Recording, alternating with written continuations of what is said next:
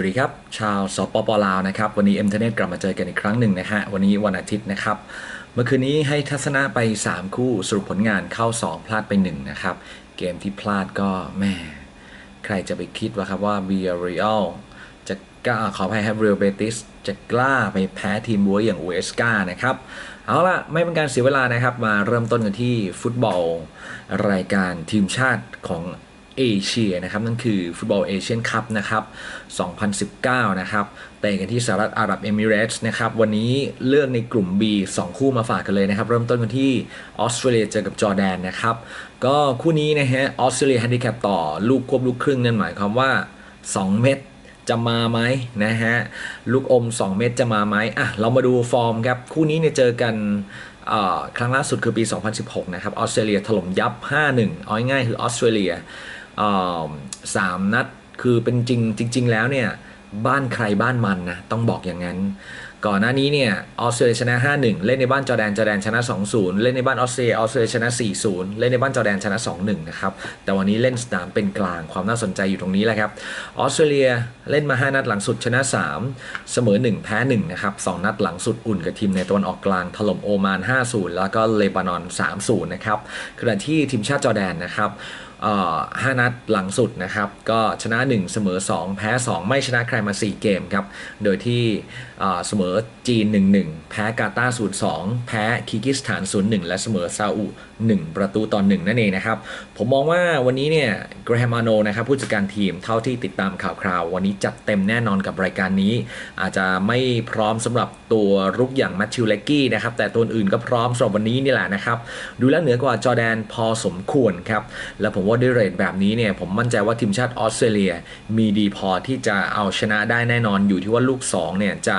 เริ่มต้นครึ่งแรกหรือครึ่งหลังเท่านั้นเองนะครับสภาพอากาศก็จริงๆที่ออสเตรเลียก็เป็นอยู่ในช่วงหน้าร้อนอยู่แล้วนะครับไม่ได้มีปัญหาอากาศร้อนเท่าไหร่แต่อาจจะอากาศแห้งๆนั่นเองนะครับสำหรับที่ตะวันออกกลางผมมั่นใจว่าออสเตรเลียจะเอาชนะได้ครับในนัดเปิดสนามวันนี้2-0นั่นเองนะครับเอาล่ะไปต่อที่กลุ่มเดียวกันนะครับทีมชาติไทยเจอกับทีมชาติอินเดียนะครับก็วันนี้ทีมชาติไทยต่อ1 ลูกเลยนะครับก็ผลงานของทีมชาติไทยเมื่อเจออินเดียช่วง2 นัดหลังสุดก็ต้องย้อนกลับไป8 ปีที่แล้วไทยชนะ2-1กับ1-0นะครับก็ถือว่าผลงานชัดเจนแต่อินเดียยุคนี้แตกต่างจากเดิมเยอะนะครับมาดูผลงานของไทยก่อนดีกว่านะครับไทยเราไม่ได้เล่นรายการนี้มา11 ปีด้วยกันนะครับแล้วก็ผลงานช่วงหลังก็ฟอร์มไม่ค่อยดีเท่าไหร่นะครับแต่ก็ต้องยอมรับว่าขาดตัวหลักพวกธีรศิลป์เจชนาทิพย์นะครับคือ5 นัดหลังสุดชนะ1เสมอ3แพ้1นะครับแพ้โอมานมา0-2ในการอุ่นเครื่องสนามปิดนะครับส่วนอินเดียก็อุ่นเครื่องมาเขาเรียกว่าเล่นมา4 เกมนะฮะก็ไม่ชนะใครเหมือนกันแพ้2เสมอ2นะครับเกมล่าสุดก็อุ่นแล้วก็เสมอกับโอมาน0-0เอาละสิยังไงดีนะครับก่อนหน้านั้นก็มีแพ้จอร์แดนเสมอจีนแล้วก็แพ้มาลดีฟนะครับซึ่งผมมองว่ายุคของรายเยวัชแน่นอนหลายๆคนรู้ว่าเป็นทีมที่เน้นเกมรับแล้วโต้นะฮะเล่นรับให้แน่นแต่หลังๆเราจะเห็นได้ว่าทีมชาติไทยเรารับก็ไม่แน่นแถมรุกก็ยังไม่ดีโดยเฉพาะในเกมใน AFF Suzuki ครับนะครับแต่วันนี้รายการนี้คุณมีธีรศิลป์แดงดาคุณมีเจชนาทิพย์สงกระสินนี่คือความน่าสนใจแต่อินเดียในยุคนี้กุนซือชาวอังกฤษวางรากฐานไว้ดีนะครับหลายๆคนทำผลงานได้อย่างยอดเยี่ยมนะครับแล้วก็ยกมาตรฐานตัวเองขึ้นมาได้ดียิ่งขึ้นแล้วนะครับวันนี้เนี่ยแฮนดิแคปให้ทีมชาติไทยต้องชนะถึง2 ลูกด้วยกันผมมองว่าเกมประเดิมสนามเป็นเรื่องยากของทีมชาติไทยเรื่องความมั่นใจเรื่องการปลดล็อกและยิ่งเกมรุกฝืนแบบนี้แม้จะมีชนาทิพย์กับทางฝั่งของธีรศิลป์เองวันนี้ผมยังกัดฟันเลือกรองทีมชาติอินเดียไว้ดีกว่านะครับผมมองว่าทีมนัดประเดิมสนามเนี่ยทีมชาติไทยอาจจะทำได้เต็มที่ก็คือเสมอกับอินเดีย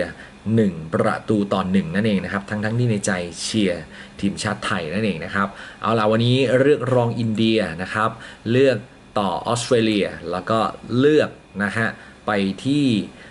ทีมอย่างแมนซิตี้อีก1 ทีมซะดีกว่านะครับเจอกับรอตเตอร์แฮมต่อ3 ลูกนะฮะวันนี้ถามว่าจริงๆเลือกแมนซิตี้ไหมผมจะบอกว่าให้เชียร์คู่นี้แมนซิตี้กับรอตเตอร์แฮมนะครับแมนซิตี้อันดับ2พรีเมียร์ลีกเจอกับรอตเตอร์แฮมอันดับที่21ของแชมเปี้ยนชิพแมนซิตี้ชนะลิเวอร์พูลมา2-1ก็จริงแต่เกมวันนี้ผมว่าโรเตชันยับทั้งทีมแน่นอนนะครับแล้ววันนี้แฮนดิแคปต่อ3 ลูกคือต้องชนะ4 เม็ดเหนื่อยเกินไปผมว่าเต็มที่แมนซิตี้ชนะไม่เกิน3 ลูกและอาจจะลุ้น 3-1 หรือ 2-0 อะไรประมาณนี้ประคองตัวมากกว่าเพราะว่าเกมช่วงหลังมานี่แมนซิตี้เล่น